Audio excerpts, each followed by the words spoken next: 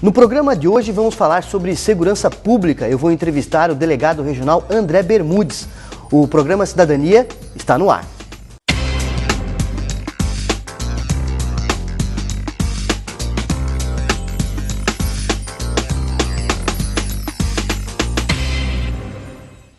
Olá, desde já quero agradecer a sua audiência, a sua companhia em mais um programa Cidadania. Hoje vamos falar sobre segurança pública.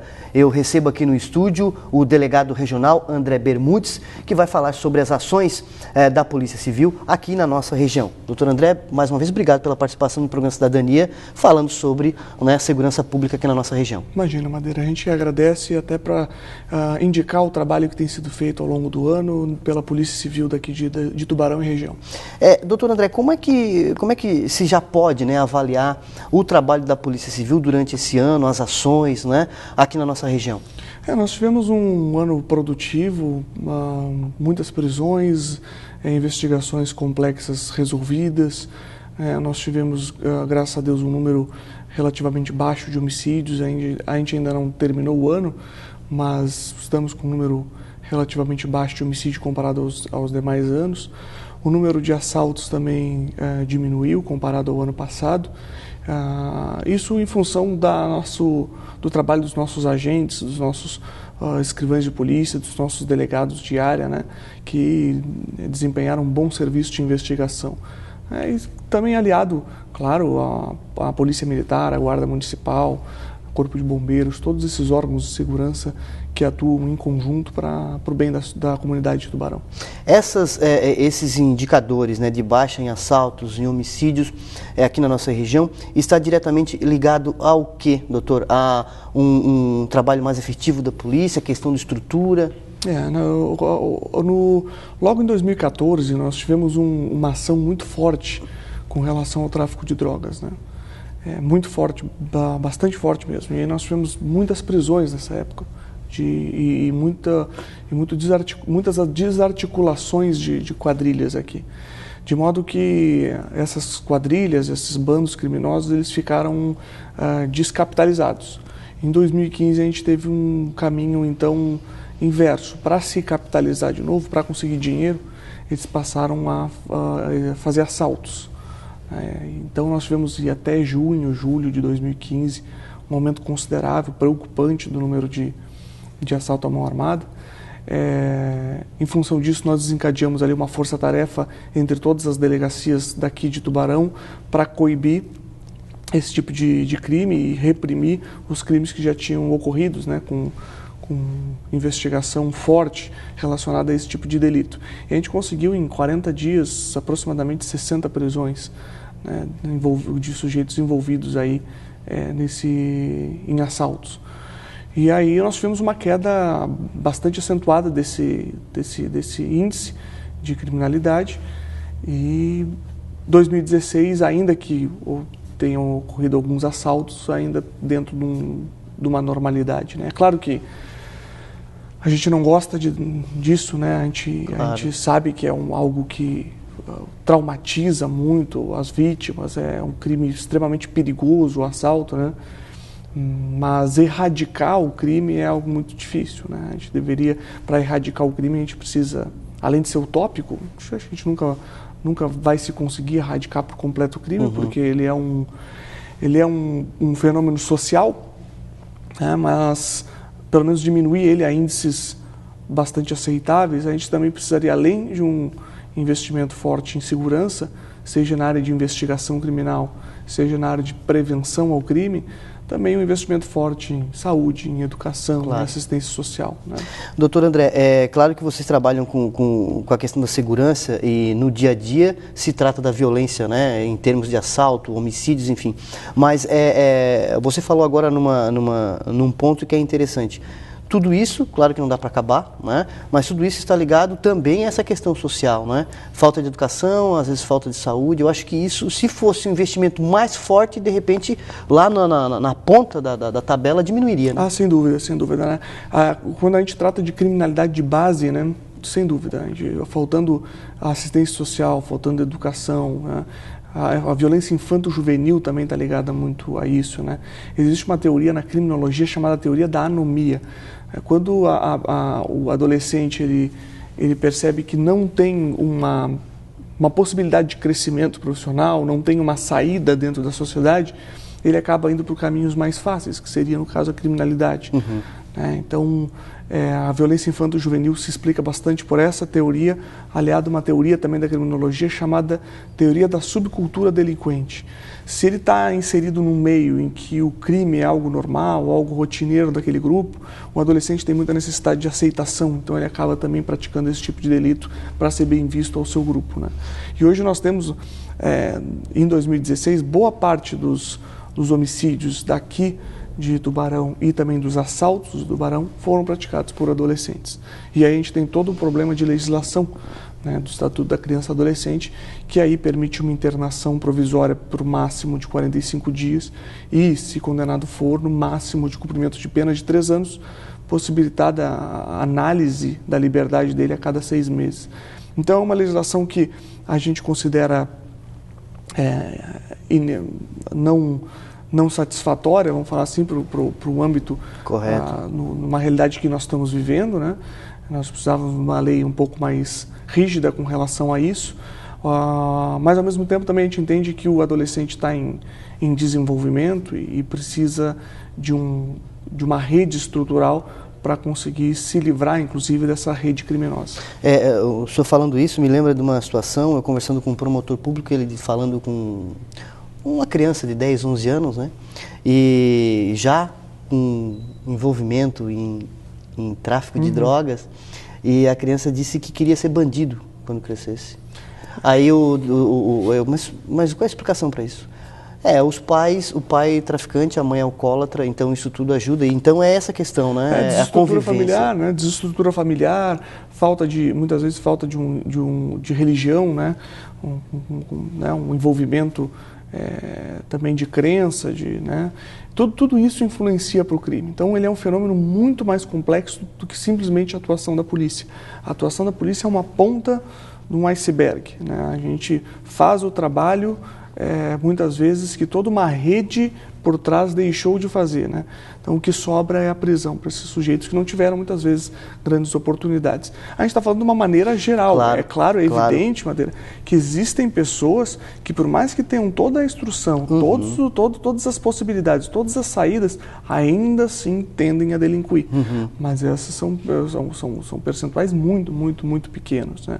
A criminalidade de base, ela é claramente reflexo de uma falta de oportunidade, uma falta de investimento público em saúde, educação, assistência social, fortalecimento da família, fortalecimento da religião, enfim, todas essas questões. Homicídios e assaltos sempre ligados a essa questão do tráfico? Quase sempre, né? Grande parte dos nossos homicídios, na nossa história recente, aí, de uns 5 anos para cá, a grande maioria dos homicídios são praticados em função do tráfico de drogas. Quando não é praticado em função do tráfico de drogas, normalmente a gente percebe que é alguma questão envolvendo relacionamento, né? Que a gente fala de crime, um homicídio passional. Né? Mas, via de regra, ele é ligado ao tráfico de drogas, sim. Ok, doutor André, nós vamos fazer um pequeno intervalo e daqui a pouquinho nós voltamos aí com mais um bloco do programa Cidadania. Não saia daí.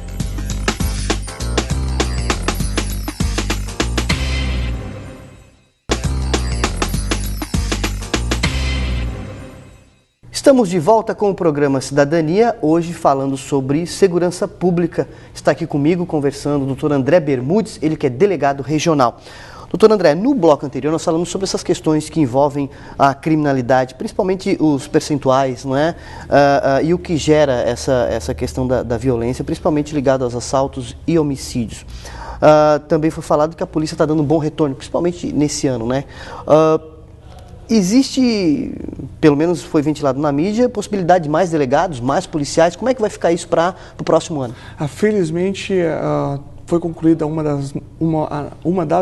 foi concluída a maior academia de polícia civil da história de Santa Catarina. Né? Foram formados aí 58 delegados, 200 e poucos agentes de polícia.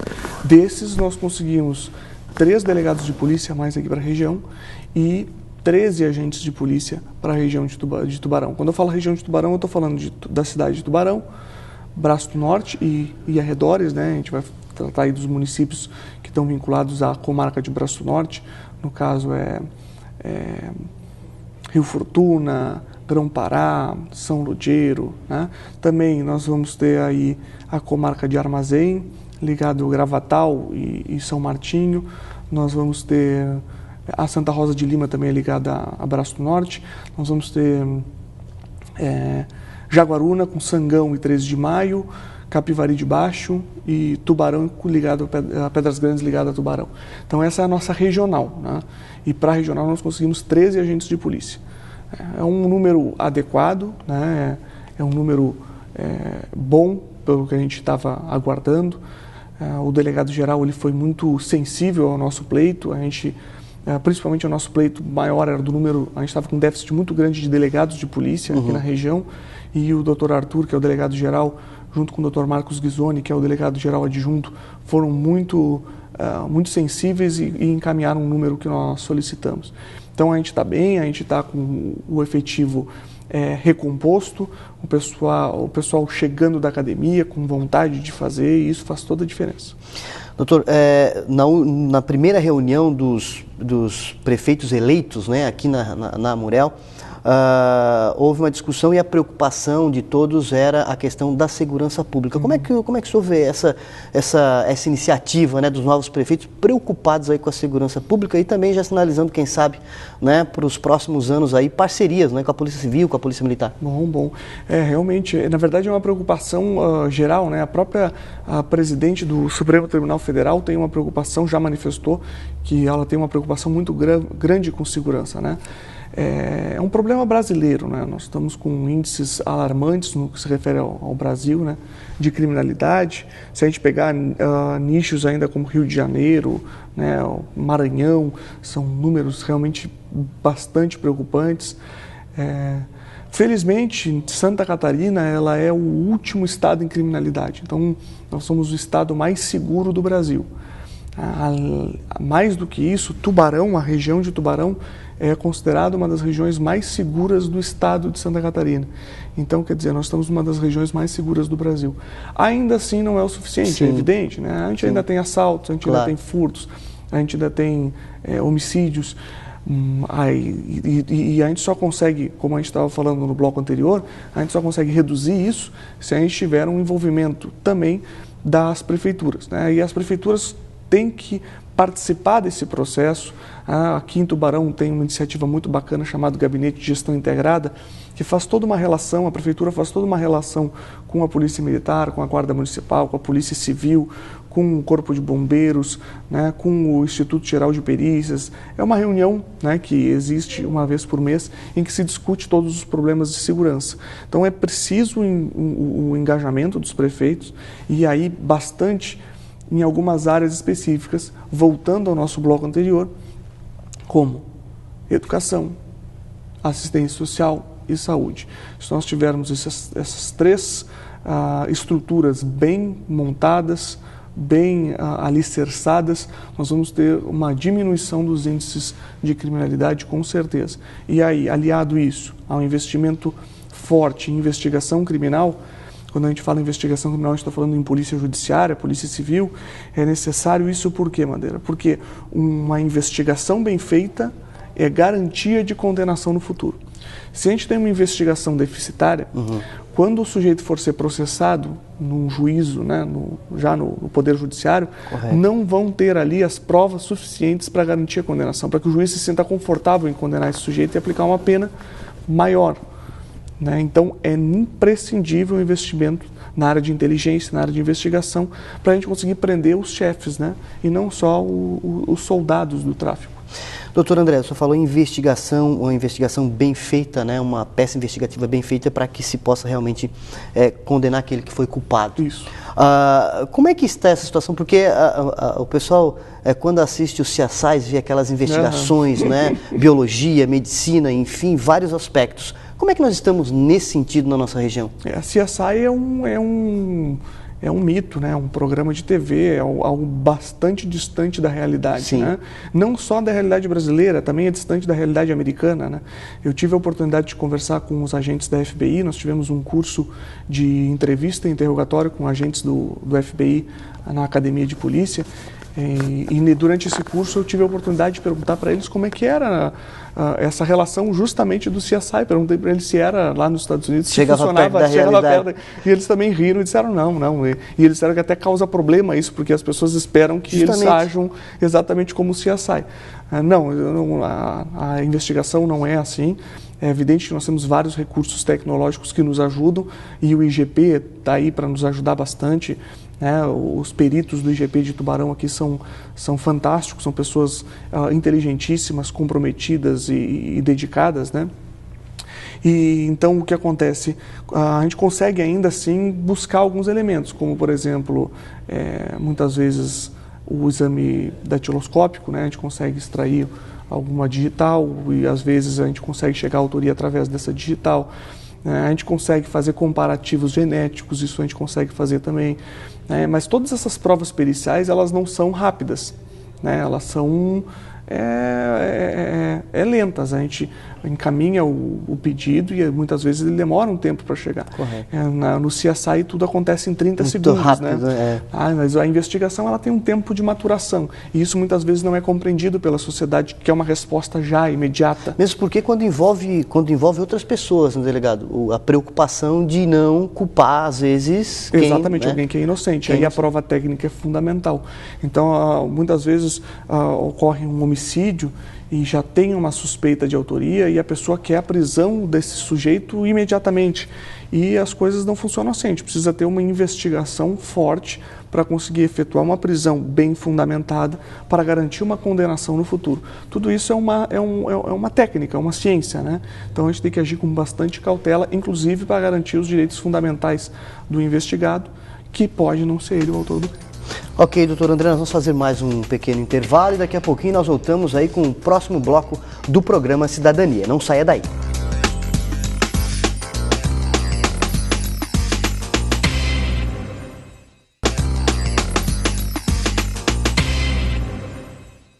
Estamos de volta com o programa Cidadania. Estou conversando com o delegado regional, doutor André Bermudes. Doutor André, todo mundo sofreu um pouco essa questão do vendaval, as estruturas aqui em Tubarão.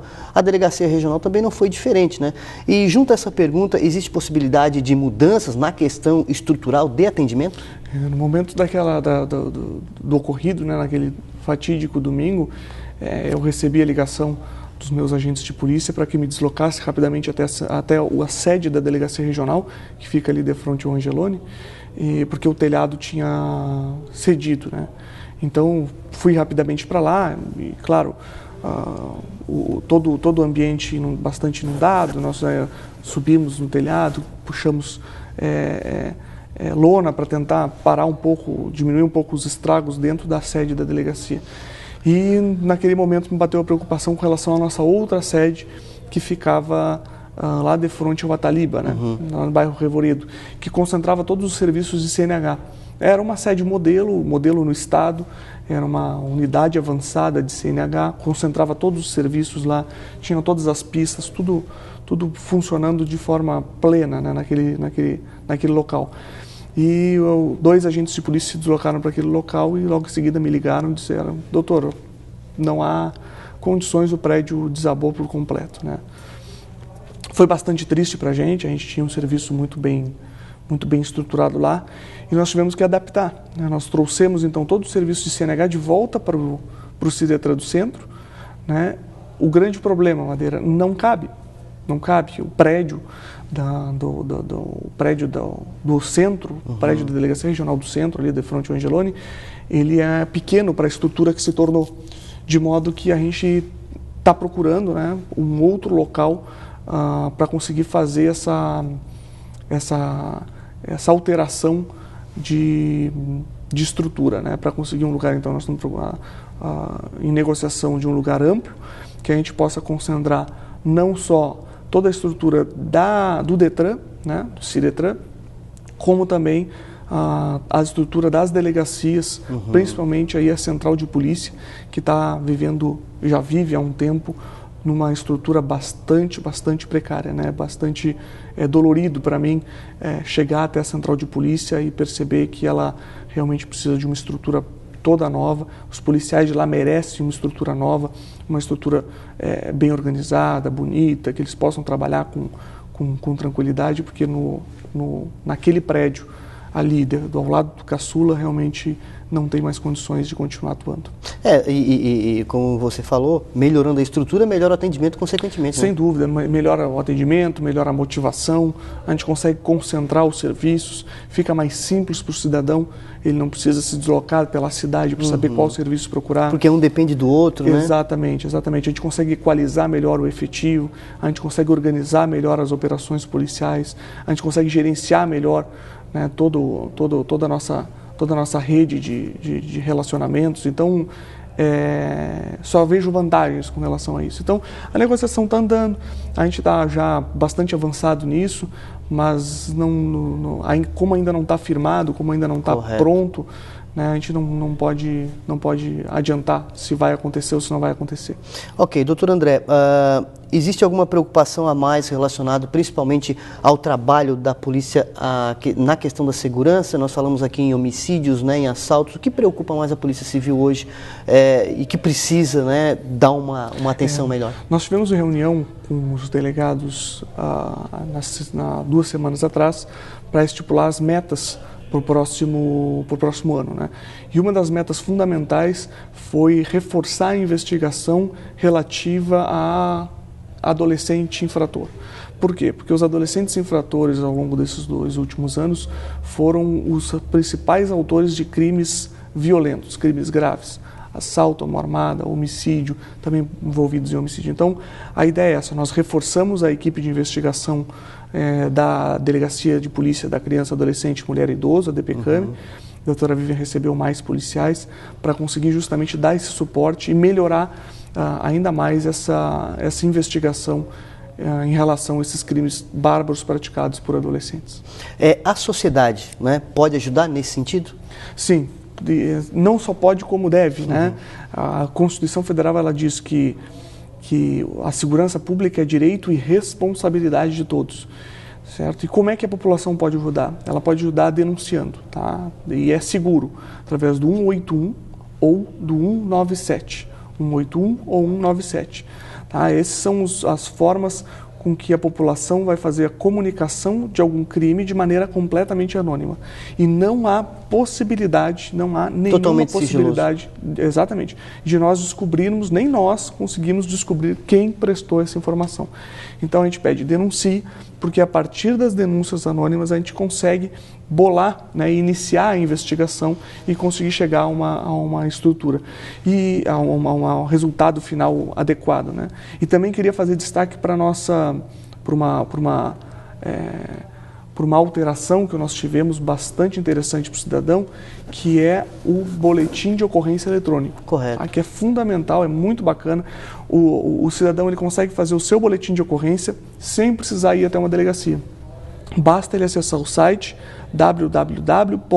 policiacivil.sc.gov.br, policiacivil.sc.gov.br, ou na própria procura ali, colocar a Polícia Civil de Santa Catarina, entra no site da Polícia Civil, ao lado direito tem um banner escrito Boletim de Ocorrência Eletrônica, um banner preto e amarelo.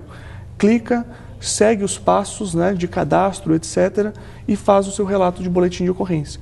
Esse boletim de ocorrência ele cai direto na caixa de e-mail do delegado de polícia e ele já despacha para as equipes. Se houver necessidade de entrar em contato com uma parte, entra em contato com uma parte e já começa toda a investigação. Prático e rápido. Prático, rápido. Principalmente com a perda de documento, né, perda de algum objeto, o sujeito perdeu a carteira, quer registrar, registra na sua casa, no seu computador, no seu conforto, sem necessidade de se deslocar até a delegacia de polícia.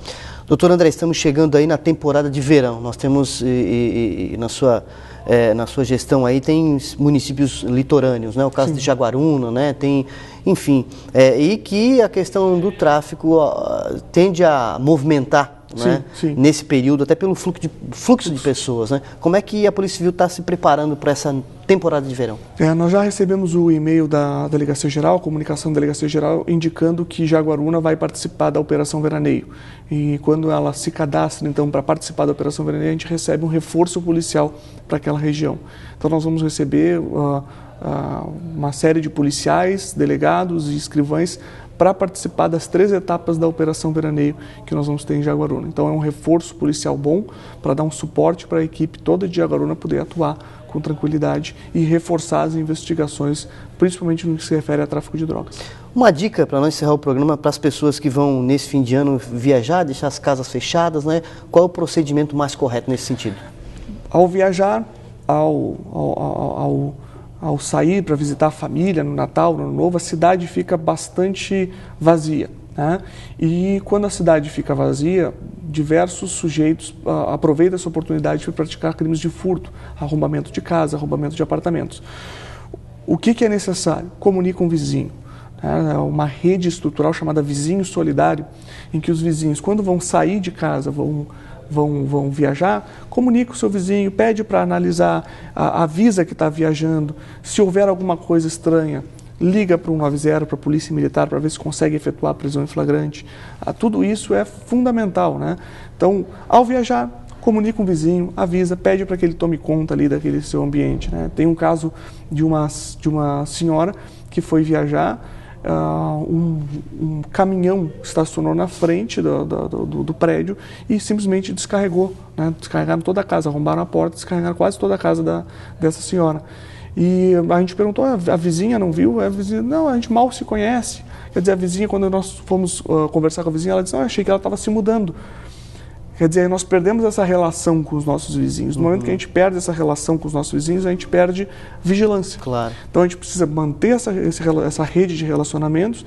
O vizinho, percebendo algo errado, ligar para a Polícia Militar, o 190, ou ligar para a própria pessoa, né, para perguntar, olha, está acontecendo isso na sua casa, é normal, algum parente está vindo utilizar a sua casa. Rede de relacionamento e esse contato direto com a Polícia Militar, o 190, e caso não seja efetuada a prisão em flagrante pela Polícia Militar, comunicação à Polícia Civil para que a gente possa investigar o crime.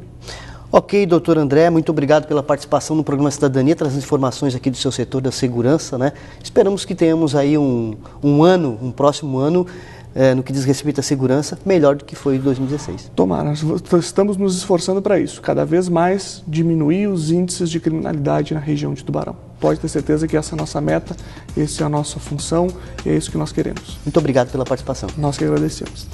E assim nós encerramos mais um programa Cidadania. Eu agradeço a sua audiência, a sua companhia, um forte abraço e até o próximo programa.